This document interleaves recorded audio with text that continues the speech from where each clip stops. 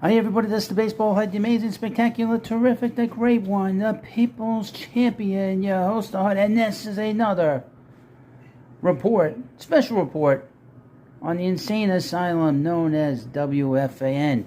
They're coming to take me away, ha-ha, they're coming to take me away, ho-ho, hee-hee, ha-ha, to the funny fun. Now, welcome back to the baseball head 2, and hopefully you like this video and hit that subscribe button. We've talked a lot about the unfairness of WFAN, in particular, over the last 6 months, about how they've been talking about the Mets. And really, to be honest with you, this goes back really many, many decades. And in particular, with the new ownership, and they're not so new now, but just to give you an idea, I've talked about this story about Boomer Esiason having gone after the Mets owner a month and a half into owning the ball club. Now, I'm going to mention in this video that the morning show, in particular, Boomer and Gio, have a very close relationship with Barstool Sports. Dave Portnoy is good friends with these guys. This association is very important to keep in mind because the Mets were going to be sold to a group led by Alex Rodriguez and Jennifer Lopez. That would have been a disaster if you think about it. Because obviously the relationship that they had completely collapsed to where they weren't going to buy a club and they're not together anymore. But part of that ownership group, of course, if you didn't know this, was Travis Kelce, the tight end, the future Hall of Famer for the Kansas City Chiefs. They just won a Super Bowl. And as well as Dave Portnoy, who owns Barstool Sports. Now, this channel has talked a lot about Portnoy, and I think he's really pissed. He got really pissed off that he wasn't part of the ownership group. I think that's a big reason why at the same time that it was announced that Steve Cohen was going to buy the Mets, he hired the grifter known as Frank Fleming, who does nothing but complain about the Mets. He has no clue as to how to handle this ball club, how to improve the team, how to make the team good again, at least for 2024 and beyond. He just complains, and it doesn't matter who's there. He's a nut job. And he was hard to attack Steve Cohen. And it got to a point that Steve Cohen, a few months ago, blocked him on Twitter. So let's go back to WFAN. WFAN, I would mention about Dave Portnoy before I forget. He's good friends with Jeff Wilpont. The Wilponts are still involved with the Mets. They are still minority owners here. So they're still kind of skulking around. You're going to see them in spring training. You know, Fred's going to be in spring training. You're going to hear a story where he's going to show up in the next few days to see the Mets, see his team. But let's go to WFAN. WFAN has this close relationship with, and you'll see in this article that I have here, that the morning show in particular has a close relationship with Barstool. Now, these guys like to act like they're all fair, but they've not been fair with this particular owner from the moment he bought the ball club. A month, about 6 weeks into owning the club, or about a month, now that I think about it, the guys in the morning complained that the Mets had not made any moves, that Steve Cohen had not done anything. This was before they made the Lindor trade. That was the first move of the Steve Cohen era. Well, on February 1st, 2021, something happened with Steve Cohen that had nothing to do with the Mets, and one of the hosts, Boomer Esiason, as I like to call him, Norman, well, it's funny I should call him that, because that's his real name, Norman had a meltdown and basically threatened Steve Cohen about something that has nothing to do with the Mets, has nothing to do with sports, and threatened that he would not go to the ballpark at Citi Field unless he got answers about the business that Steve Cohen is doing as his regular job. I would mention Boomer Esiason has nothing to do with hedge funds, doesn't know anything about high finance. None of these guys do. I don't. So I'm not going to pretend I know.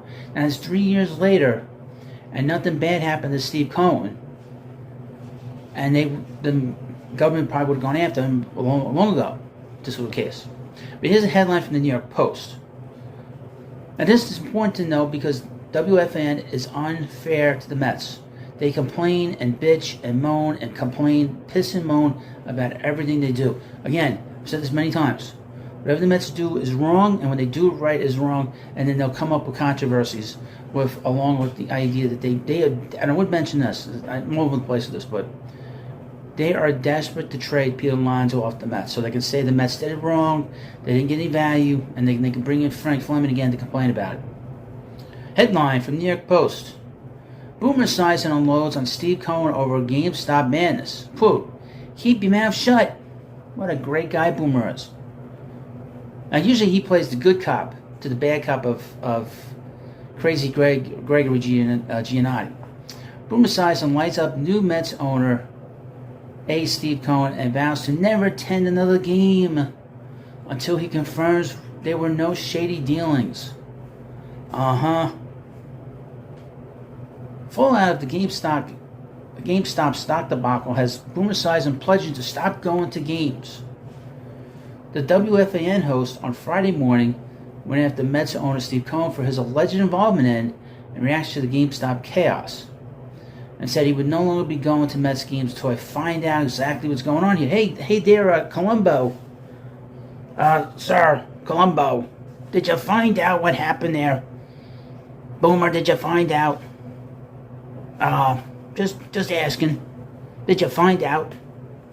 Quote, Steve Cohen also sent a tweet out Thursday they didn't like in regards to Dave Portnoy. Haha, look at that, Dave Portnoy, who attacked Steve on Twitter, saying, I'm just trying to make a living just like you, Norman said. Hey, I don't want to hear that from you. You know what I mean. You hedge fund billionaire. You just keep your mouth shut. Oh, it's great. The other thing is, he also put out another one. Hey, stock jockeys, keep bringing it. So he's discounting the Reddit Wall Street Bets people as stock jockeys and taking shots at them. Like he knows what's going on because he's sitting in this hedge fund king chair making all these decisions. I hate that. Do you know anything about this, Columbo? Do you know anything about this, Boomer? That's why I told you this morning when I came in. I said, you know what? I swear to God, I'm not going to go to another Mets game until I find out exactly what's going on here. Sir, one more thing. You'd think he committed like a murder. This actually makes me sick to my stomach. Really, Boomer? Really, Norman? Cohen's .72 asset management and fellow hedge fund Citadel had reportedly invested a combined $2.75 billion into Melvin Capital Management, which has been crushed after an attempted short squeeze on GameStop stock. Quote, rough crowd on Twitter tonight. Cohen, whose net worth is an estimated $14.6 billion, tweeted Wednesday night, hey, stock jockeys, keep bringing it. The saga took another turn on Thursday when the app Robinhood restricted trade on stocks like GameStop. That led to Barstool Sports, really, Dave Portnoy, accusing Cohen of having a hand in those restrictions. Interesting. A guy that wanted to buy the Mets attacking the new owner, which Cohen unequivocally denied. In the midst of the back and forth on Twitter, Cohen replied to Portnoy, I'm just trying to make a living just like you. But Cohen's tweets about the GameStop saga didn't sit well with Boomer. I don't need to hear that crap. The former concussed Jets quarterback and loser from the Bengals who lost Super Bowl 23 to the great Joe, super cool Joe Montana, and noted Mets fan. This is why when you own a baseball team, you want to start tweeting like you're the big fan that you are. You start putting yourself in these situations. It just doesn't feel right. Again, they've been attacking this guy the moment he bought the team, folks. This is the big show on their radio station, by the way. This Boomer's been at the radio station for 25 years. Can you think of anything important Boomer has done in the 25 years that he's been there at the radio station? And at what point is he going to get a new partner? At what point are the men in the white coats going to take Gio away? Because he's dealing with all kinds of multiple personalities, with all the voices in his head, pretend that he knows what Met fans are thinking, what all kinds of fans are thinking. You know, Boomer Esiason, he drags these co-hosts into the gutter. I mean, look what happened to Craig Carton. Got taken away to prison, federal prison. Next guy's going to the nervous hospital, with calling from Sling Blade.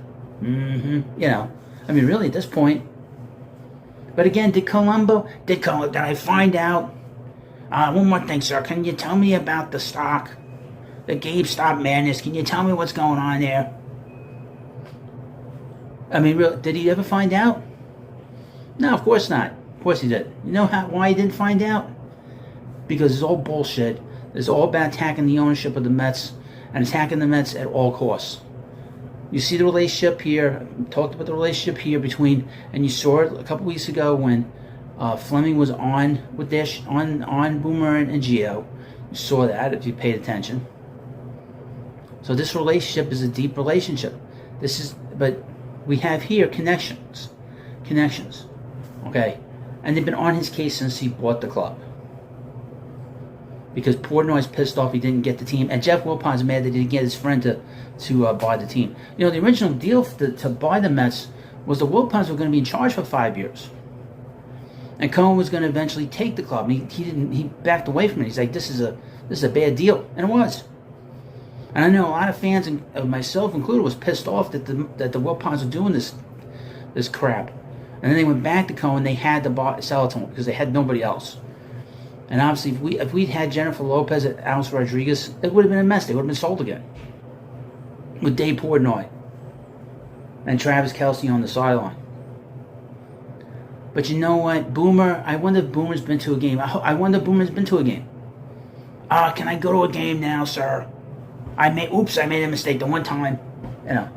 Let me know what you think about this video. And of course, please subscribe to Baseball Hut 2. And this is another report on the insane asylum known as WFAN. They're coming to take me away, ha ha. They're coming to take me away, ho ho, hee hee, ha ha. To the funny